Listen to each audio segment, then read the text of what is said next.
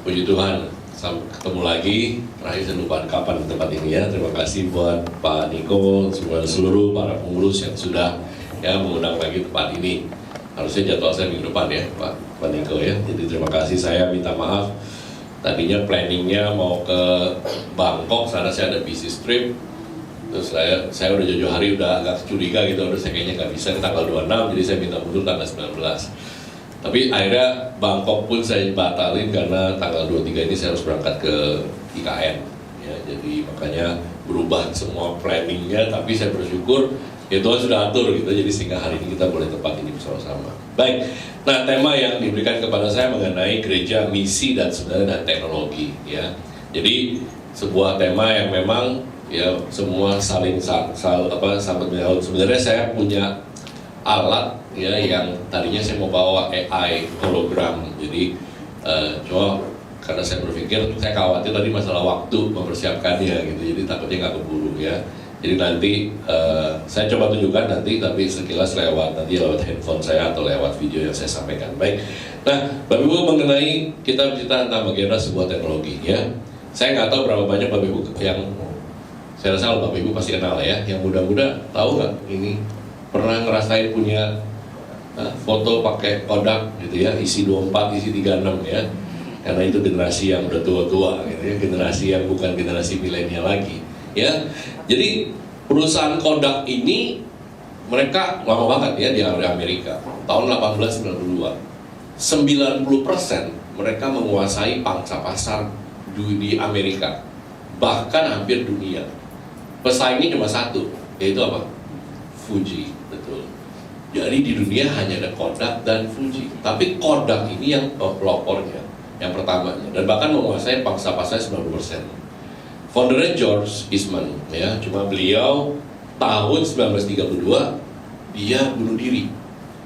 Dia tulis dalam memonya, "My work is done." Ya. Jadi sebuah perusahaan yang sebenarnya sebuah pionirnya, mereka menemukan bagaimana membuat foto bukan dari film asalnya ya. Jadi kalau dulu film itu ceritanya di tahun 1600-an katanya gitu ya, itu dibuatnya ada cairan chemical di sebuah plat ya, yang harus nanti begitu difoto cairan jadi kering lalu baru jadilah foto, itu masih hitam putih. Kodak menemukan teknologi yang tidak memerlukan cairan, jadi sebutnya dry plate, jadi bahannya kering. Jadi mereka menemukan tahun 1892, makanya mereka menjadi pelopor ya setelah itu, lalu baru beralih ke area ini ya, ke area ini. Nah waktu si George Eastman ini dia udah my work is done gitu ya. Saudara, kadang-kadang di setiap dalam kehidupan kita pasti sama nih ya, kita punya titik jenuhnya. Kenapa? Nah itu yang harus kita bahas hari ini berhubungan dengan gereja ya. Setiap orang pasti punya titik jenuh, titik jenuh yang kita merasa capek luar biasa ya, lalu kita udah merasa dan selesai ya. Tapi orang Kristen kan nggak boleh begitu ya, dan semua orang pasti akan mengalami itu. Nah ini harus kita belajar hari ini ya.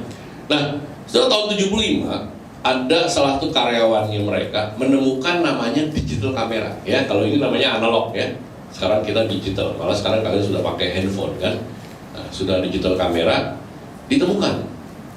Tapi apa yang terjadi? Waktu ditemukan oleh salah satu karyawannya, ya, para direksi malah, ya, mereka tidak mau penemuan ini tersebar. Jadi mereka tutup rapat-rapat. Jadi mereka malah tidak mau Kodak itu membuat digital kamera. Kenapa? Karena mereka merasa penjualan ini sudah luar biasa. 90% market di Amerika sudah pakai ini. Mereka khawatir kalau si karyawan tadi yang sudah inventornya menemukan digital kamera, tiba-tiba malah ininya akan hilang.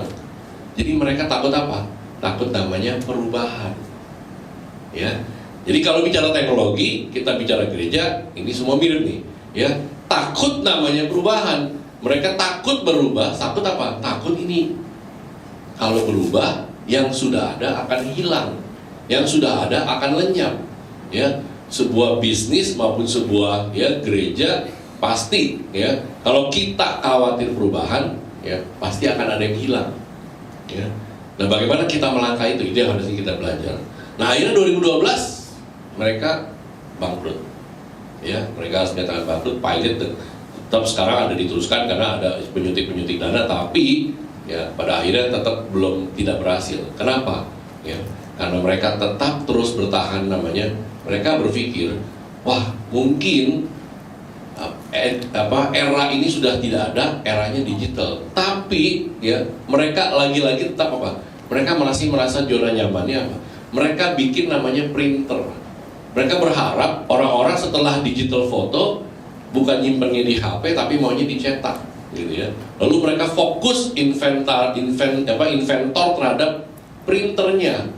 Padahal itu lagi-lagi nggak laku, yang akan mengalami mereka ujung-ujungnya masalah lagi, ya. Nah ini cerita sekilas sebelum kita masuk dalam ya topik bahasan kita.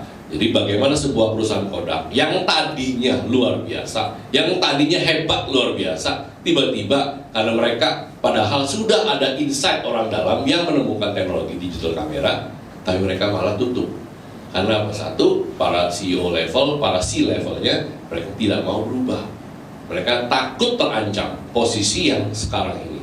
Jadi mereka sangat lagi-lagi mereka merasa, loh sudah ada bisnisnya, kenapa harus berubah? Ya, gereja sama, kadang-kadang sama.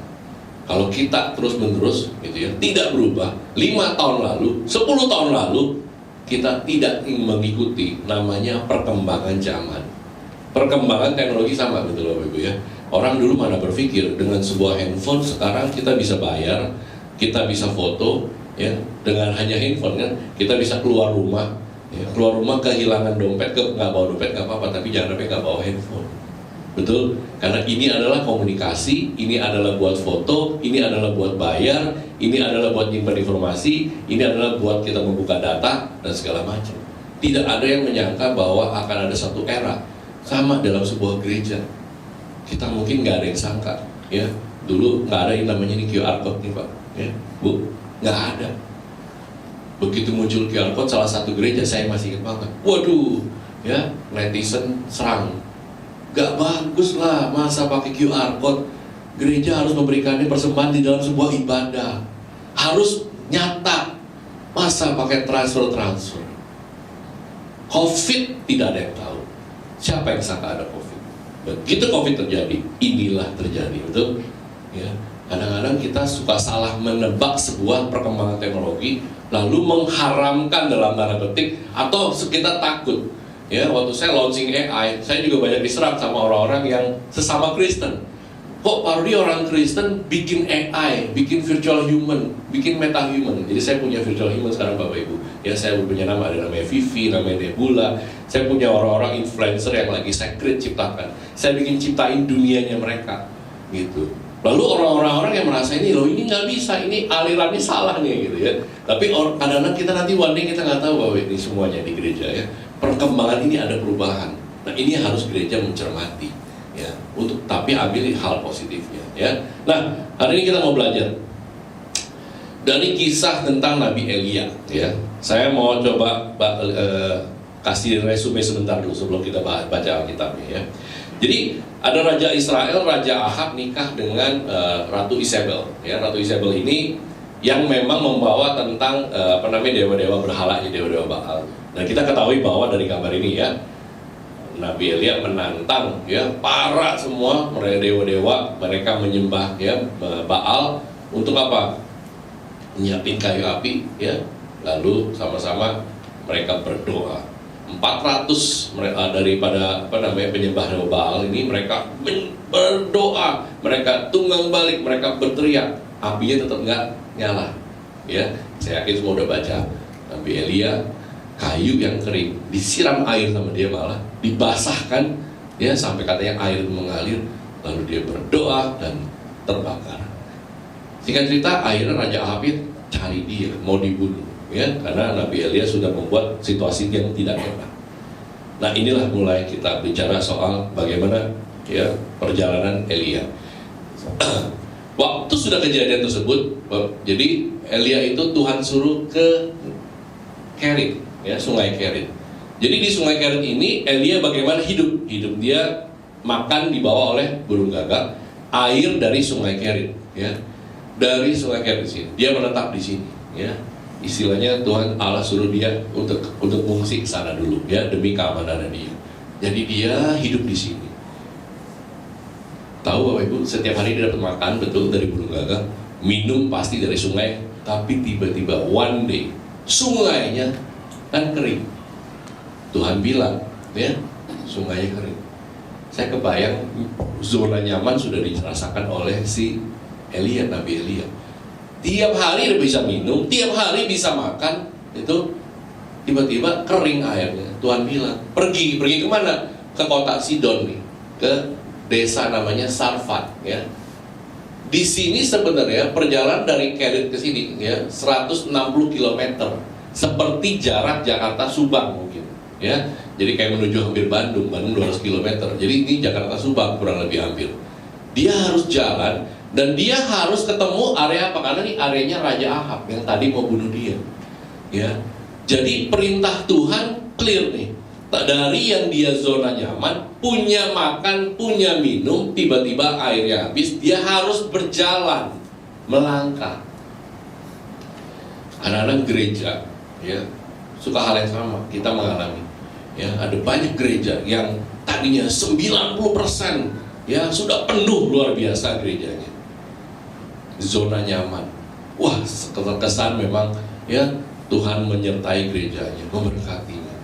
Tapi ada saatnya ketika mereka kehilangan begitu banyak jemaat, berpindah dari sebuah gereja. Ini kejadian di gereja Surabaya ya, kita tahu. Mereka pindah 40% ke gereja lain. Ya, 30% pindah lagi ke gereja lain. Hilang. Kenapa? Ya. Ada dua hal ya. Kita nggak bisa selalu menjudge ini gereja salah, tapi kalau tidak ada sebuah pergerakan perubahan, maka akan jadi stagnan. Begitu ada gereja yang punya daya tarik baru, punya sesuatu yang menarik apa? Gen Z milenial. Ya, saya pernah cerita, saya nggak tahu kan tempat ini 280 juta penduduk Indonesia, 54% adalah usia Gen Z milenial. Dan itu yang gereja-gereja lagi ya mereka siapkan. Jadi banyak gereja nggak boleh tertinggal ini. Ya, karena ini adalah Gen Z milenial yang harus ditangkap. Nah, menangkap mereka lewat apa? Tadi sama dengan teknologi kita bicara. Kalau kita nggak ngikutin kultur teknologinya, kita nggak ngikutin kultur dari Gen Z milenial ya, maka gereja akan tertinggal. Itu yang terjadi. Bagaimana rombongan dari 40% anak-anak mudanya pindah semua.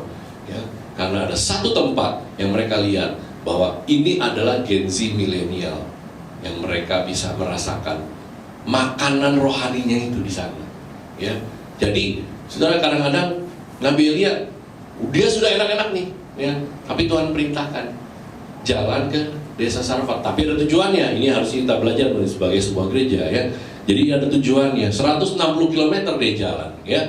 Nah, saya bacakan di sini, ya.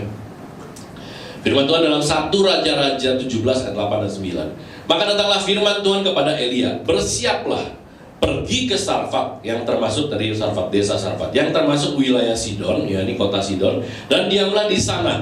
Ketahuilah ya, aku telah memerintahkan seorang janda untuk memberi engkau makan. Bahasa King James Version-nya, ya di bawah saya tulis, behold, I have commanded, ya. Jadi behold, ya, ini pakai ed, hilang. Ya, behold I have commanded, jadi past tense, ya. Saudara, ada dua perintah yang Tuhan langsung gerakan. Satu adalah Elia, ya, pergi ke Sarfat, jadi dia harus jalan 160 km, ya. Satu, ya, dia seorang nabi, dia ikutin Tuhan. Tapi Tuhan bilang, ya, pada saat yang bersamaan, I have commanded. Saudara, kadang-kadang, ya, kita sudah nggak punya sesuatu lagi, nggak punya uang lagi, nggak punya kekuatan lagi, kita punya banyak banget punya masalah. Tapi waktu Tuhan commanded kita, ya, secara tidak langsung, sebenarnya apa? Saudara, Tuhan taruh itu apa? Iman di dalam janda Sarfat. Ya, sudah di plan itu sama Tuhan. Waktu Nabi Elia disuruh, bahasa hati bersama Tuhan bilang, I commanded a widow. Dia sudah perintahkan seorang janda. Saudara, waktu kita kadang-kadang dalam segala kekurangan, kita tidak bisa memberikan orang. Kenapa? Kalau itu bukan imannya dari Tuhan. Karena kita sudah punya kesulitan. Gereja itu udah susah nih. Kita aja buat bayar mungkin setiap minggu, setiap hari kita susah. Tapi bukan berarti gereja tidak bisa memberkati orang. Bukan berarti gereja tidak bisa memberkati jemaatnya. Karena kalau itu Tuhan sudah taruh, I have commanded, ya, seorang janda. Nah, ini kita mau belajar bahwa bagaimana Nabi Elia sudah diperintahkan dan dipakailah Nabi Elia, ya, untuk apa? Nah, ini tujuannya, untuk datang kepada si janda di Sarfat, ya. Tapi ceritanya nggak sampai di situ kalau kita lihat di sini, ya. Nah, sesudah itu, ya, jadi kita baca.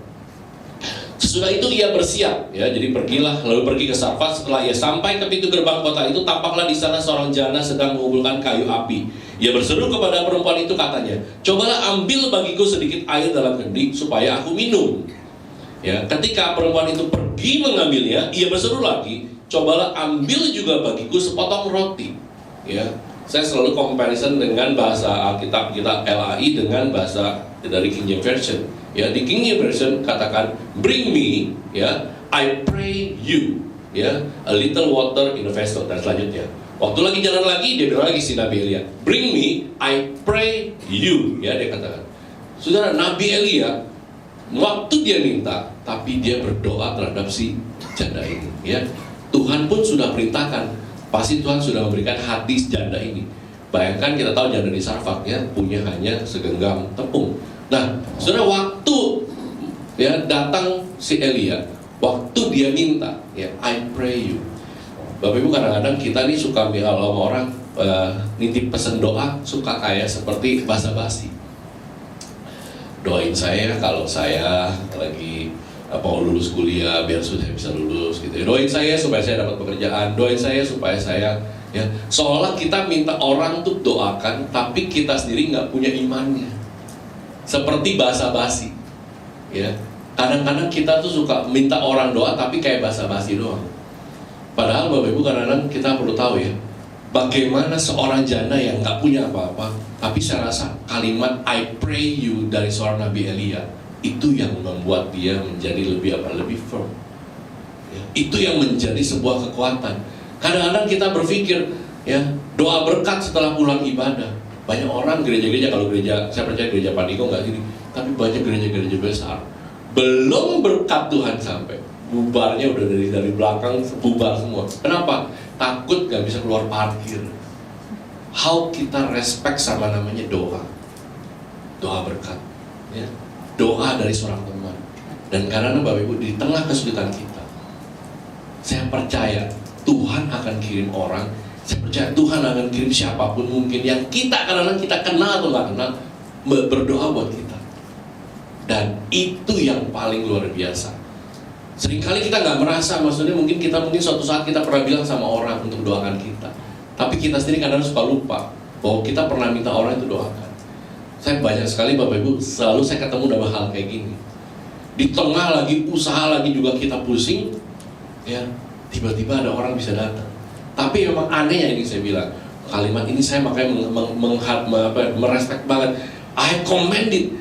Kenapa waktu orang itu datang? Beda begini, ya, maaf sekali. Maksudnya ada orang yang kadang-kadang terlalu mudah untuk minta-minta, terlalu mudah untuk masuk. Kalau udah susah gampang sekali minta-minta, ya. Tapi ada orang yang benar-benar Tuhan kirim untuk kita tolong loh.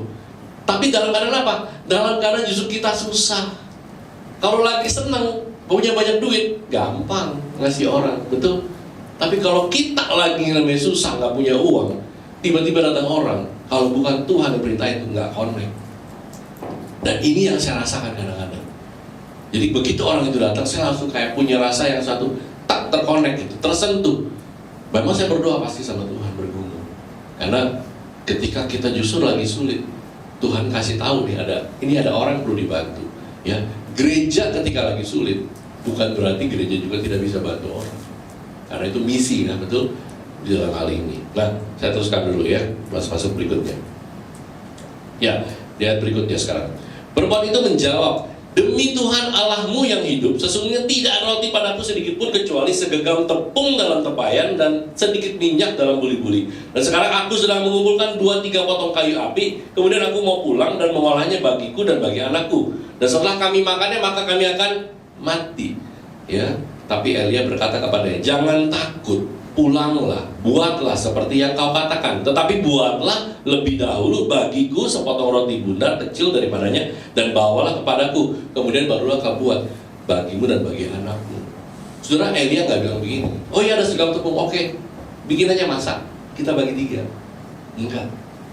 Ya, kita tahu bacaan ini. Oh ya betul, Anda punya segenggam tepung, betul. Tapi Elia bilang, bikin dulu buat aku. Ya, saudara, itu artinya namanya apa? Sebuah misi. Kalau kita care, peduli sama orang, ya, kita diminta Tuhan ketika kita dalam keadaan yang paling terendah, ya, di saat itulah, ya, Tuhan menguji kita.